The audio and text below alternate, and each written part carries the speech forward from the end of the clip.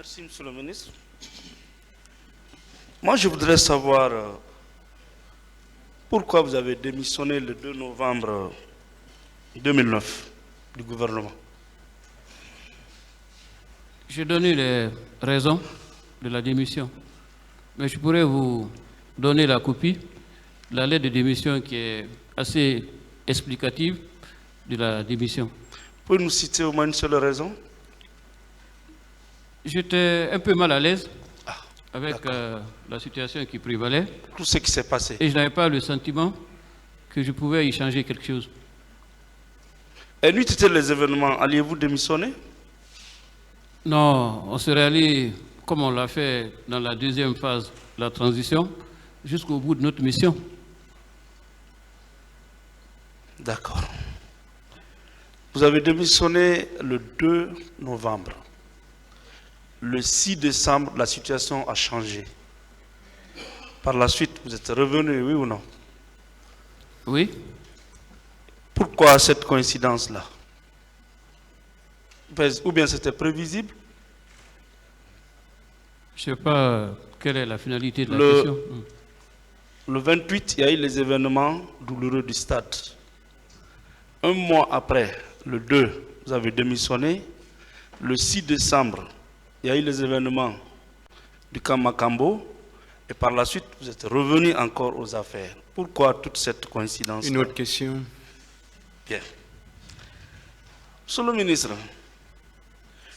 quand vous êtes revenu de la baie, à quelle heure vous vous êtes séparé avec Monsieur le Président de la République et les autres ministres? À quelle heure on s'est séparés? Oui. Sur le chemin du retour ou après l'entretien du 27? Sur le chemin du retour, vous êtes arrivé jusqu'au camp, non? Non. Chacun est parti. Exactement, est parti chez soi. Séparément. Ça, c'était le 27. Oui. La nuit. Il est rentré avec un groupe. D'accord. Nous sommes rentrés seuls. Ok. Mais est-il que vous vous étiez entretenu avec le ministre Konaté de la Défense? Oui. Ça, c'était à l'abbé. À la station. À la station. De l'abbé. Depuis la station, est-ce que vous l'avez revu avant ou après les événements? Le général Sekouba ou le capitaine? Oui, le général Sekouba. Il était parti à Massanta, je crois. Ah, justement. Pour un voyage. À Massanta. Oui.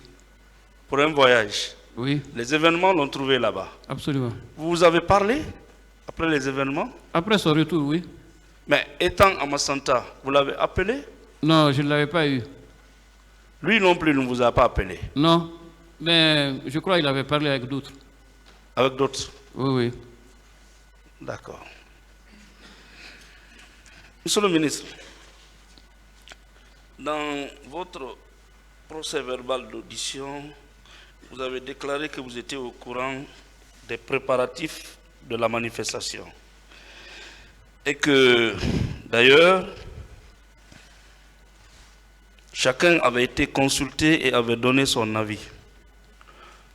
Lorsque le problème de cette manifestation s'est posé, évidemment avec la permission de Monsieur le Président, chacun a été consulté pour donner son avis sur la nécessité ou non de laisser faire la manifestation.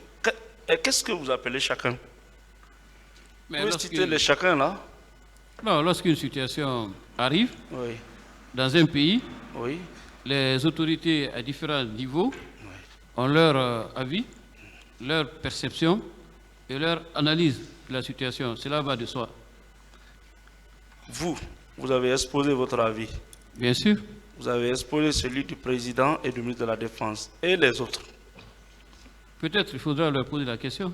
Oui, mais pour le moment, c'est vous qui êtes là. Une autre question. Je sais pas, leur avis. Quel est leur avis?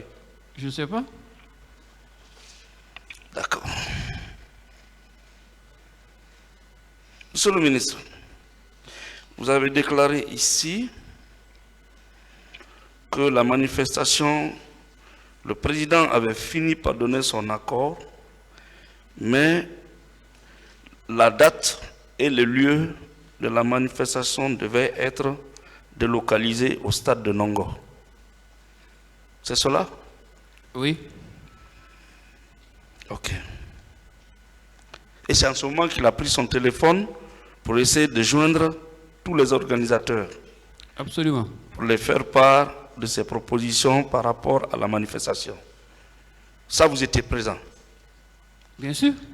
D'accord. Approximativement avant ou après 0 heure? J'ai dit après minuit, donc après 0 heure. Avant ou après, si j'ai noté? C'est après, Après, voilà. parce que c'était un peu tard. D'accord. De là-bas, pourquoi vous n'avez pas rendu visite en ce moment précis aux leaders à leur domicile pour tenter de conforter le coup de fil? D'abord, À votre avis, est-ce que cette démarche ne serait pas salutaire? d'abord, il était 1 h du matin, Oui. et comme je l'ai indiqué, il était question le lendemain que les notables religieux prennent la relève pour essayer de continuer la médiation qui avait été entamée par nous. Ok. Monsieur le ministre, vous avez conduit la transition après les douloureux événements. Pourquoi le procès n'a pas été organisé entre-temps? Chaque chose a son temps. Oui, mais chaque temps aussi a sa chose. Vous savez qu'un procès ne s'organise pas en un jour, même pas en une année. Monsieur le ministre, Il y a déjà 1 an qu'on est ici pour le procès, les débats. ce que Dieu a fait pour vous, c'est beaucoup.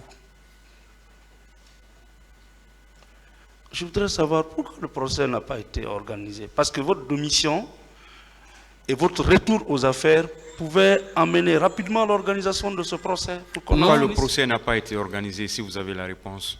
Non, Monsieur le Président, la transition que nous avons faite a été faite en 10 mois.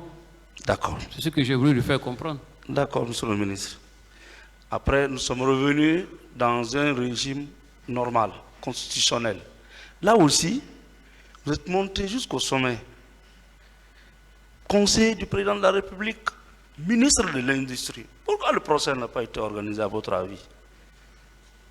Je n'ai pas de réponse à cette question, dans la mesure où ce n'était pas de mon ressort et de ma compétence.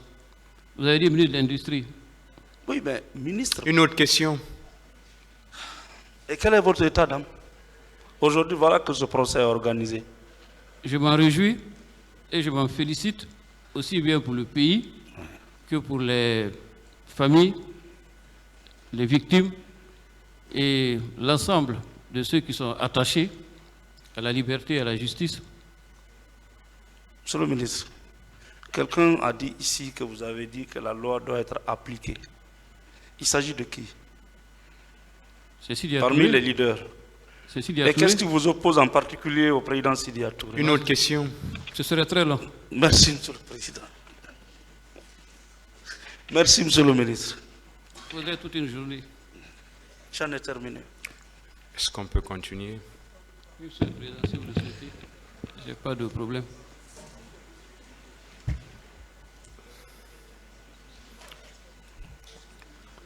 Il est presque 18 heures. Donc on va envoyer cette affaire pour demain pour que la partie civile puisse poser aussi des questions. Mais personne n'a levé le doigt. Je pensais que vous aviez fini. Ah, voilà. On pensait que vous aviez fini. Vous ne pouvez pas dire que vous ne pouvez pas poser de questions parce que, voilà. Parce que ce n'est pas à vous de décider. Ce n'est pas à vous de décider. Vous pouvez au moins demander la parole pour demander au moins ça au tribunal. Mais si personne ne lève le petit doigt, le tribunal va estimer que vous n'avez plus de questions. Avec votre permission, monsieur le président. Voilà. C'est vous qui avez raison. Il est tard, nous vous prions de renvoyer cette affaire-là à demain matin pour la continuation et par la défense des questions que l'on va poser à monsieur le premier témoin. Humblement. Vous pouvez rejoindre votre place. Merci, monsieur le Président.